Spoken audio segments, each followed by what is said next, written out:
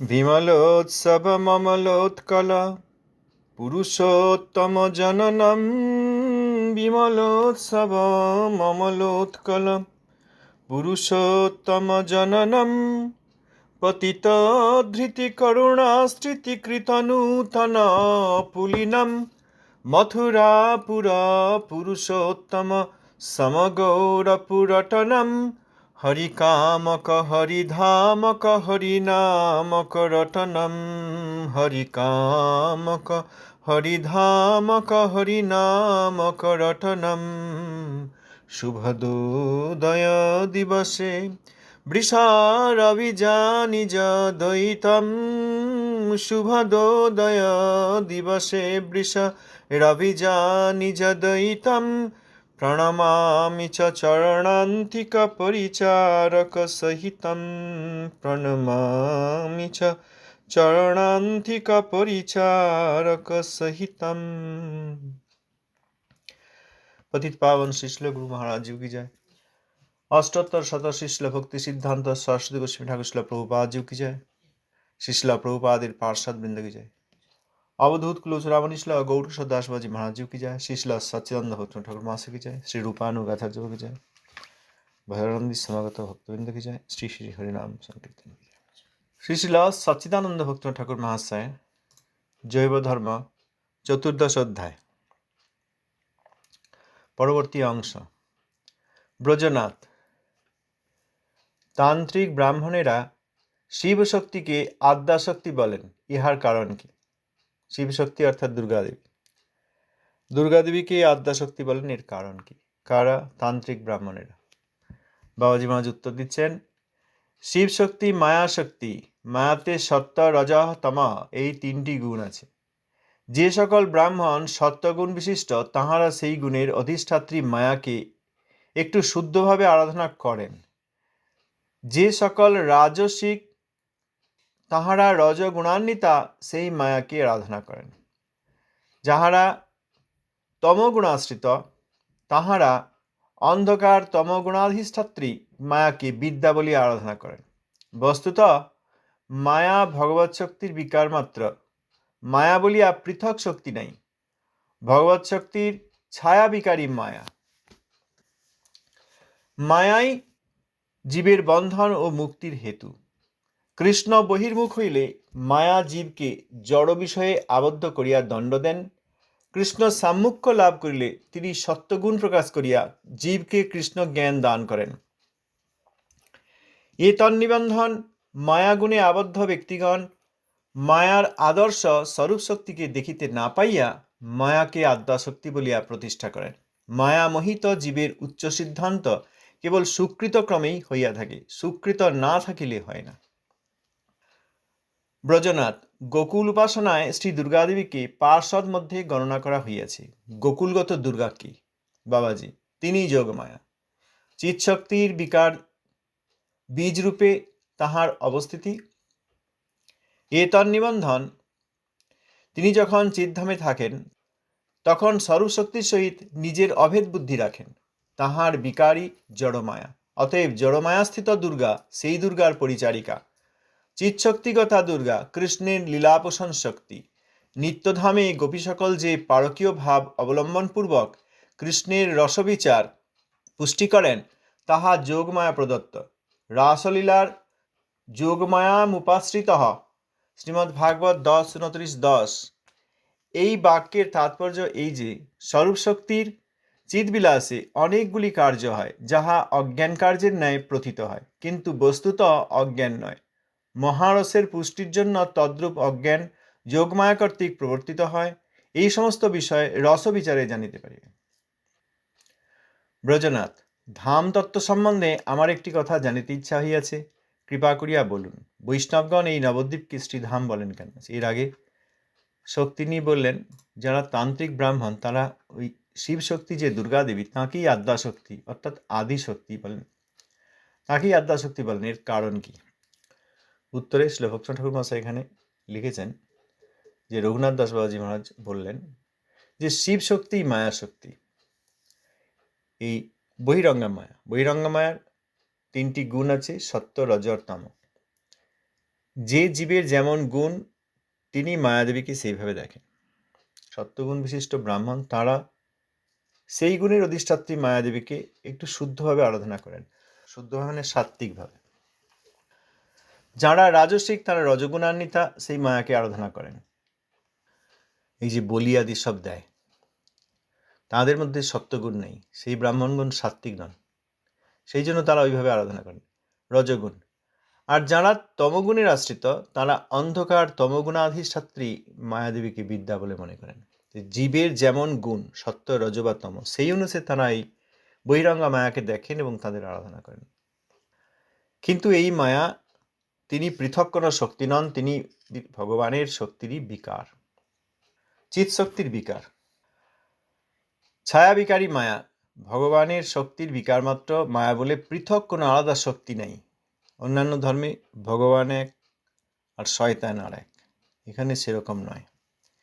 এখানে ভগবানের চিৎশক্তির ছায়াবিকারী হচ্ছে মায়া।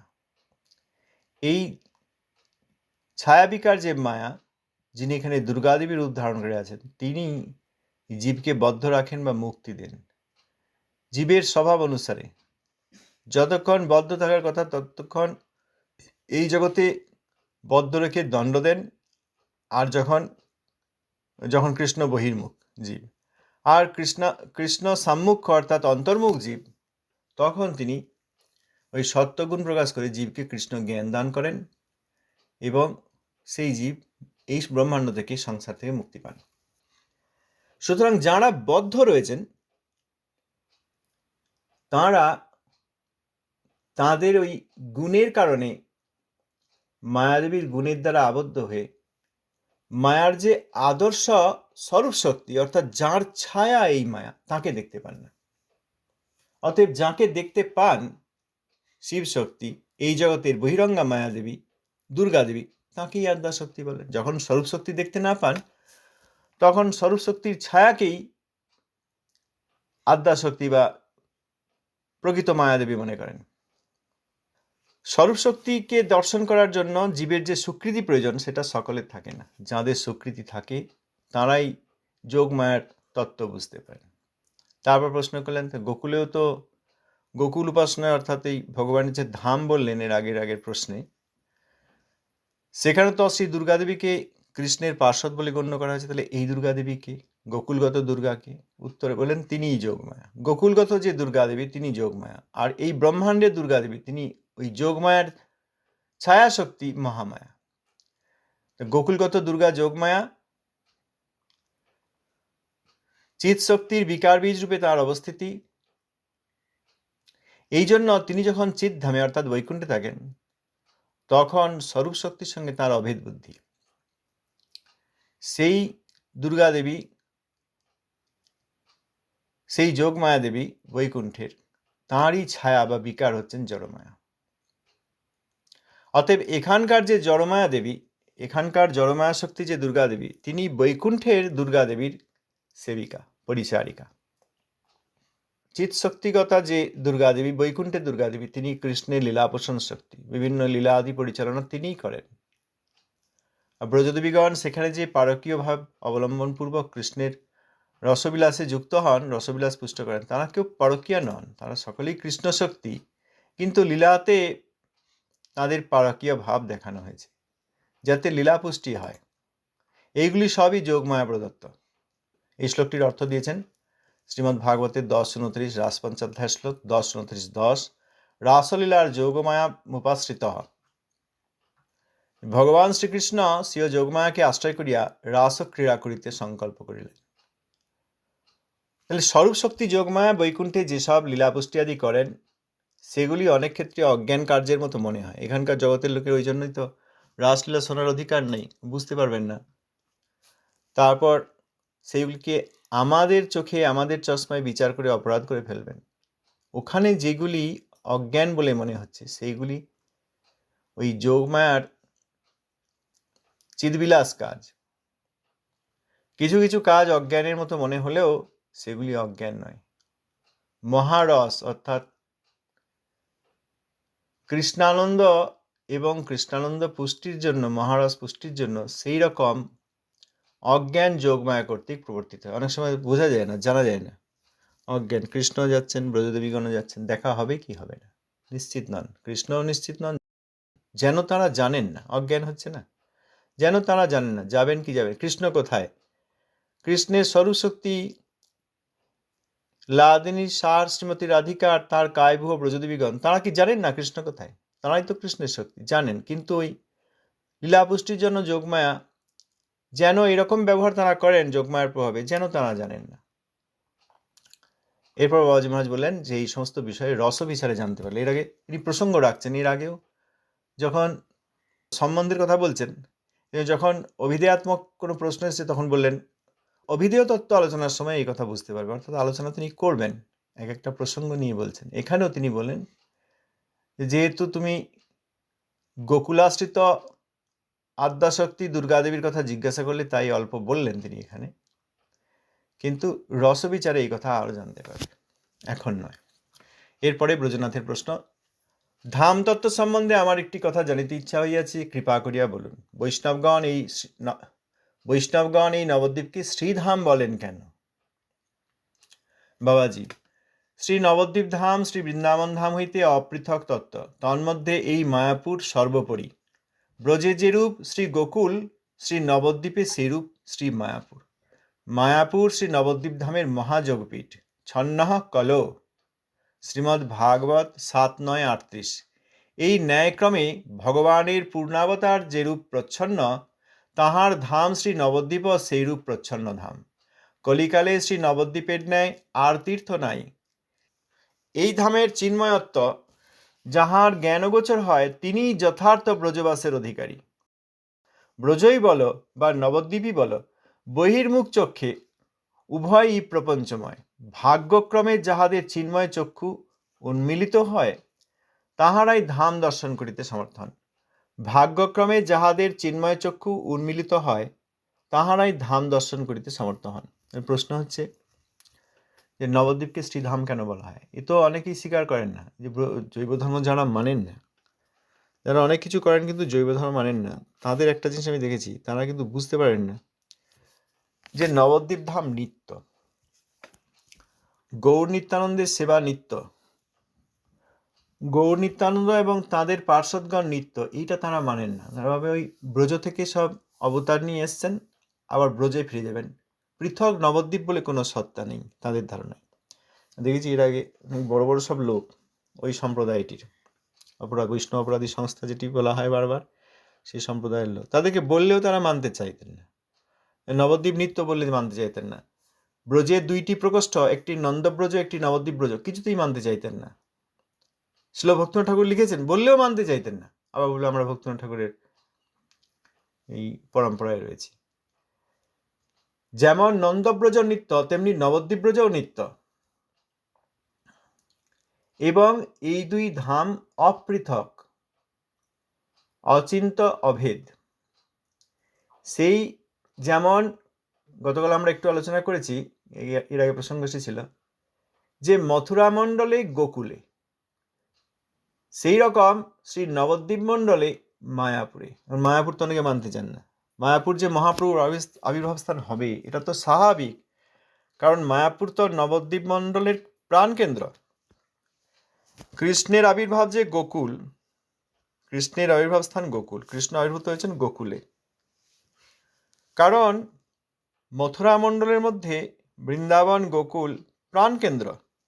আবার বৃন্দাবন নিয়েও দেখলাম অনেকে আবার ওই বৃন্দাবনেরই লোক, যারা নিজেদেরকে ওই একটি বিশেষ মন্দিরের পূজারী বা সেবায়েত মনে করে, তারা দেখছিলাম কয়েকদিন আগে বলছেন যে বৃন্দাবন বলতে কিন্তু এই শহর, তার বাইরে এই সঠিকরা ইত্যাদি অন্যান্য জায়গায় উদাহরণ, এইগুলো কিন্তু বৃন্দাবন নয়। তাদের এইটুকু ধারণা নেই যে বৃন্দাবন মানে দ্বাদশ বন, সেই দ্বাদশ বনের মধ্যে একটি বন বৃন্দাবন, তাল বন, খদির বন ইত্যাদি দ্বাদশ বন, সেখানে বৃন্দাবন একটি বন। তারা ওই বৃন্দাবন যে একটি বন তাকেই বৃন্দাবন বলছেন, আর একাদশ বন স্থিত যেসব অপ্রাকৃত স্থান সেইগুলিকে বৃন্দাবন বলছেন না।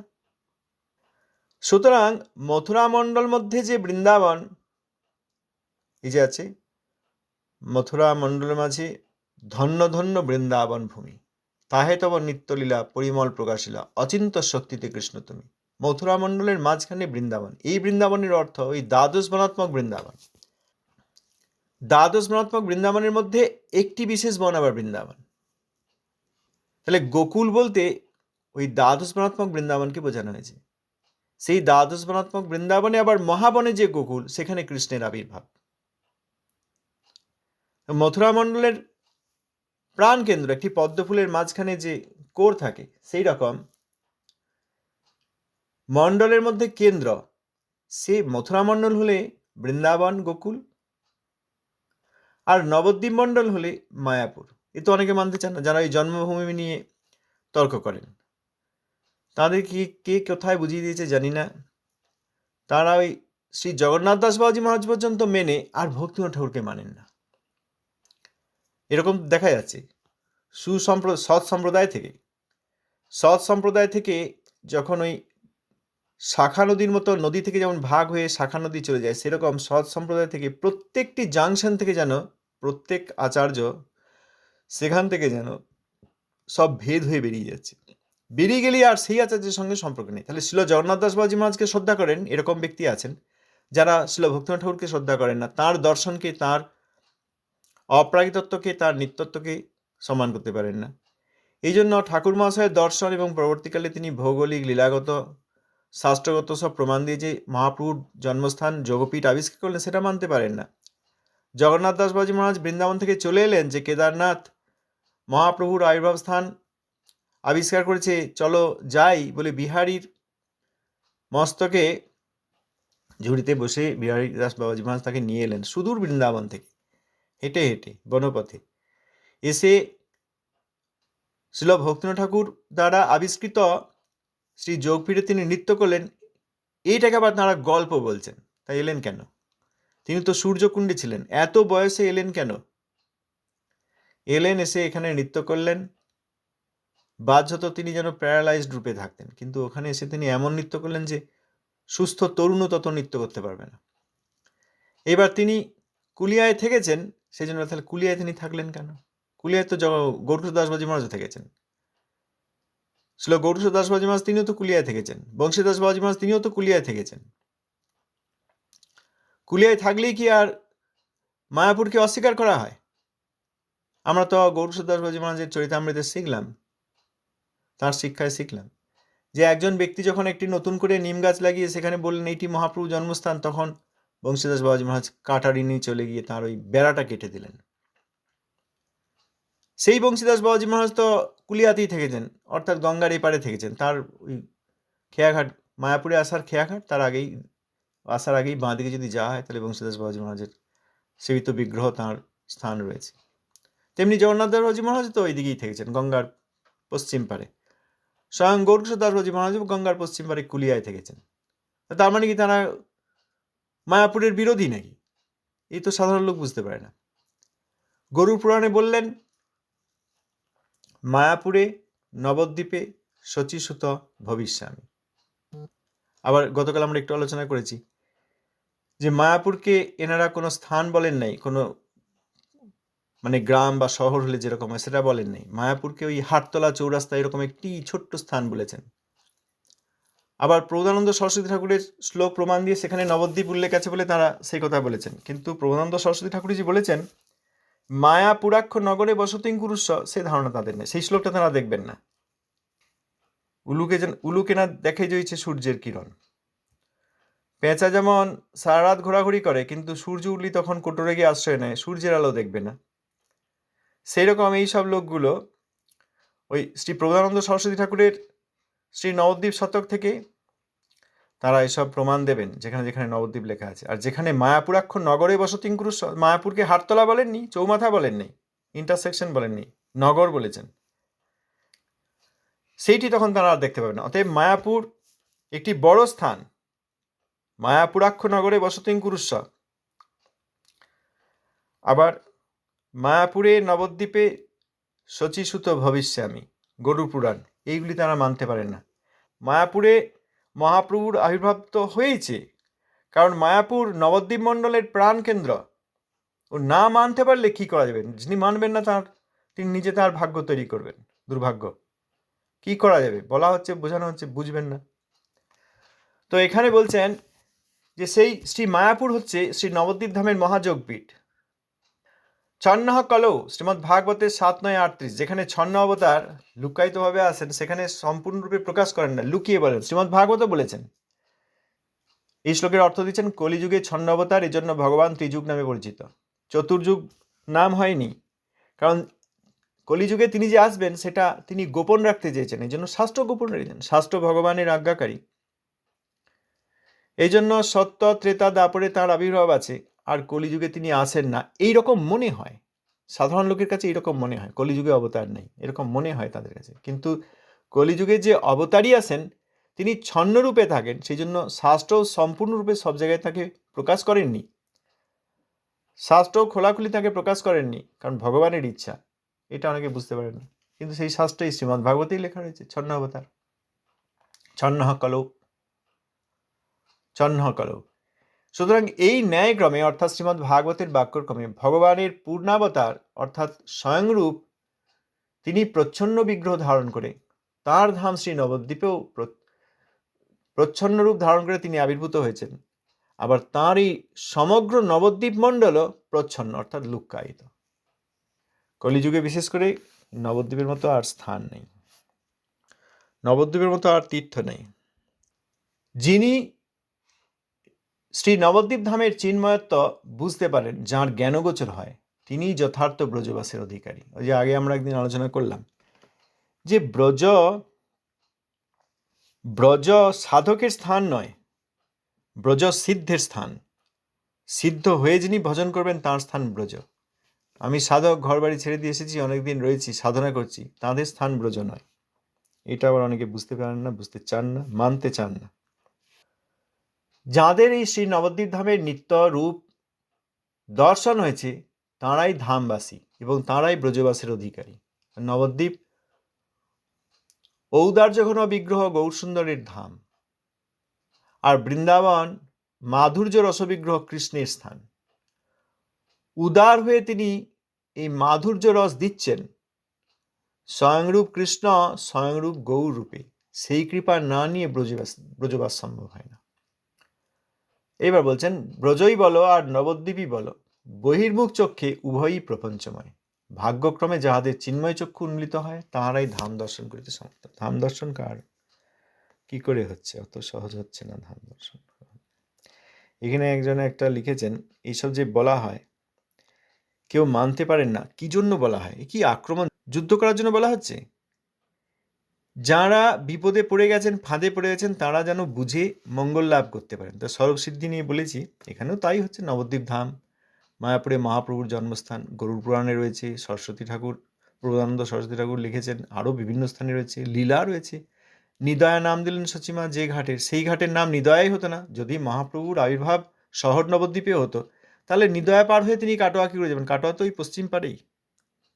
মহাপ্রভুর সন্ন্যাস গমনকালে আর তো গঙ্গা পার হওয়ার কথা শোনা যায় না। যদি তাঁর আবির্ভাব স্থান শহর নবদ্বীপে হতো আর নিদয়া দিয়ে পার হয়ে তিনি এইদিকে আসতেন গঙ্গার পূর্ব দিকে, তাহলে তাকে আবার একবার গঙ্গা পার হয়ে পশ্চিম দিকে যেতে হতো, কারণ কাটোয়া কণ্টকনগর গঙ্গার পশ্চিম তীরে অবস্থিত। আমি কাটোয়ায় থাকতাম, আমি কাটোয়ায় 2 বছর থেকেছি। অতএব যা বলছি সেটা অনেকে হয়তো গিয়েছেন, অনেকে জানেন, ভৌগোলিকভাবে অনেকে জানেন, অনেকে জাননি, সুযোগ হয়নি। আমি 2 বছর সেখানে থাকতাম এবং সেখানে মহাপ্রভুর সন্ন্যাসস্থান, সেখানে দর্শনে যেতাম গঙ্গার ঠিক পশ্চিম পারে। ওই মহাপ্রভুর সন্ন্যাসস্থান থেকে বেরিয়ে 2 মিনিট হাঁটলেই গঙ্গা। তা এইসব কথা যে বলা হচ্ছে, মহাপ্রভুর জন্মস্থান কোনখানে, সিদ্ধ প্রণালী ঠিক নয়, সহজিয়া, তারপরেই অপরাধী সংস্থাটা যার নাম বারবার নিতে চাই না, আবার বিভিন্ন স্থানে কলি গৌড়ীয় মঠগুলো বেদখল করে নিয়েছে। এইগুলো কি অকারণে যুদ্ধ করার জন্য বলা হয়েছে? এত কি আমার যুদ্ধের ইচ্ছা না শক্তি? আমি তো শক্তিহীন বদ্ধজীব। এখানে একজন লিখছেন, প্রভুপাদের নাম কিছুটা নিয়েছেন ঠিকই, কিন্তু খুব শ্রদ্ধা করে নেননি, এই জন্য তিনি যা লিখেছেন সেটা পড়ছি না, আমার যেটা বলা হচ্ছে সেটা বলছি। বলছেন, আপনাদের প্রভুপাদ ছিল সরস্বতী ঠাকুর যখন এই পৃথিবীতেও ছিলেন না, তখন থেকে সিদ্ধ প্রণালী চলছে। তারপরে সেই ইমোশনাল হাসি দিয়ে যে ইমোজিগুলো হয়, চোখ দিয়ে জল বেরোচ্ছে আর খুব হাসি, বাপরে থাকা যাচ্ছে না তার আর। নিউ অর্গানাইজেশন অথেন্টিক গৌড়ীয় পরিবারকে সহজিয়া বলছে। তারপর আরও কতগুলো এরকম হাসি দিয়েছেন, তাকে আমি উত্তর দেওয়ার চেষ্টা করেছি। সম্মানীয় অমুক দিদি, তার নাম আছে, নাম দিয়ে বলেছি। সম্মানীয় অমুক দিদি, আপনাদের মতো ব্যক্তির মঙ্গল প্রার্থনা করে বিষয়গুলি আলোচনার চেষ্টা করলাম আমরা, আর আপনি অবজ্ঞা করছেন। এই যার জন্য চুরি করা সেই বলে চোর, সেরকম হয়ে যাচ্ছে না? আপনারা বিপদে পড়েছেন। কি সিদ্ধ প্রণালীর কথা বলছেন?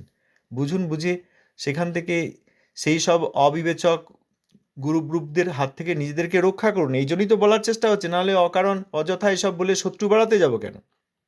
যদিও শত্রু মিত্র নিয়ে আমরা চিন্তিত নই, আপনাদের মঙ্গলের জন্যই মঙ্গল প্রার্থনা করছি, সেই জন্য এগুলি আমরা বলার চেষ্টা করছি। আর আপনিই দোষ ধরছেন, অবজ্ঞা করছেন। সিদ্ধ প্রণালী কি শ্রী গৌড়ীয় অধিপতি শ্রী নিত্যানন্দ প্রভু কাউকে দিয়েছিলেন? কিংবা সম্বন্ধাচার্য শিল সনাতন গোস্বামীপাদ দিয়েছিলেন? কোথাও লেখা আছে সনাতন গোস্বামীপাদ এনাকে সিদ্ধ প্রণালী দিলেন, রূপ গোস্বামীপাদ এনাকে সিদ্ধ প্রণালী দিলেন, জীব গোস্বামীপাদকে সিদ্ধ প্রণালী দিলেন, রঘুনাথ দাস গোস্বামীপাদকে সিদ্ধ প্রণালী দিলেন, তাঁরা আবার কাউকে সিদ্ধ প্রণালী দিলেন? এরকম আছে নাকি কোথাও? সিদ্ধ প্রণালীর বললো সেদিন, সিদ্ধ প্রণালীর যে আজ্ঞা সেবা, সে তো নরোত্তম দাস ঠাকুর মহাশয়কে শ্রীমতী রাধারানী দিয়েছিলেন। তাহলে নিত্যানন্দ প্রভু দেননি গৌড়ীয় অধিপতি, আবার সম্বন্ধ জ্ঞানাচার্য সনাতন গোস্বামীপাদও দেননি। কখন থেকে সিদ্ধ প্রণালী ছিল? উনি যে বলছেন আগে থেকে ছিল, আমাদেরকে ইতিহাসের একটু পাঠ পড়িয়ে দিন না।